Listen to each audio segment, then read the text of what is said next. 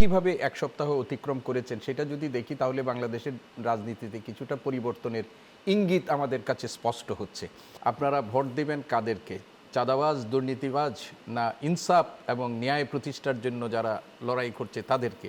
2/3 mandate দিয়ে বাংলাদেশ জাতীয়তাবাদী দল বিএনপিকে আগামী 5 বছর সরকার পরিচালনা করার একটা দায়িত্বভার অর্পণ করেছেন এবং সেই সরকার 17 তারিখে শপথ নিয়ে এক সপ্তাহ অতিক্রম করেছে।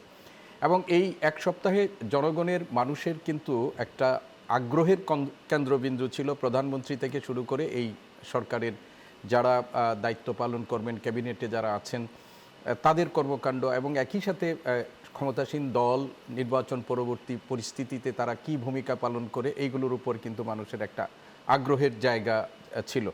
এবং আপনি জানেন আগ্রহের কারণটা আরও অনেক বেশি এই কারণে যে এই নির্বাচন পূর্ববর্তী সময়ে যখন নির্বাচনের প্রচারণা হয়, আজকে যাদেরকে এই দেশের মানুষ ম্যান্ডেট দিয়েছেন তাদের বিরুদ্ধে একটা প্রথম এবং প্রধান প্রচারণা ছিল যে দলটি এখন বিরোধী দলের আসনে বসেছেন যে আপনারা ভোট দেবেন কাদেরকে? চাঁদাবাজ, দুর্নীতিবাজ, না ইনসাফ এবং ন্যায় প্রতিষ্ঠার জন্য যারা লড়াই করছে তাদেরকে?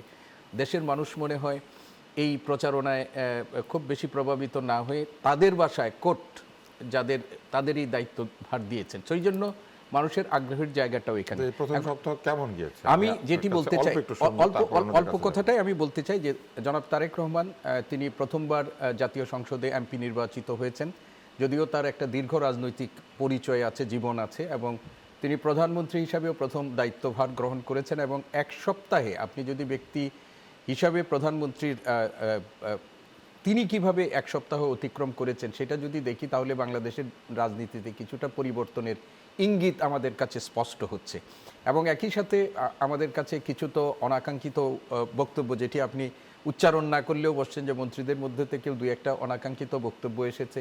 এবং এই এক সপ্তাহের মধ্যে আমাদের 21 উদযাপনের মতো একটা মহাযজ্ঞ, যে যজ্ঞের সাথে আমি যুক্ত ছিলাম নিজেও, সেটি সম্পন্ন হয়েছে। এবং আপনি যেটা প্রথম দিকে বলেছেন যে কেউ কেউ প্রথমবারের মতো সেই শহীদ মিনারে গেছেন এবং শহীদ মিনারের যে সংস্কৃতি ছিল সেখানে নতুন সংযোজনও কিছু হয়েছে, সেটা নিয়েও আলোচনা হচ্ছে।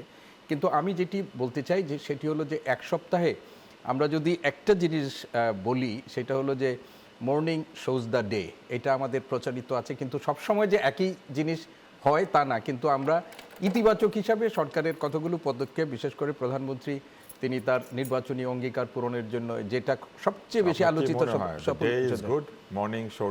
আমি আপাতত এটাকে ইতিবাচক হিসাবে দেখতে চাই এবং আশাবাদী থাকতে চাই।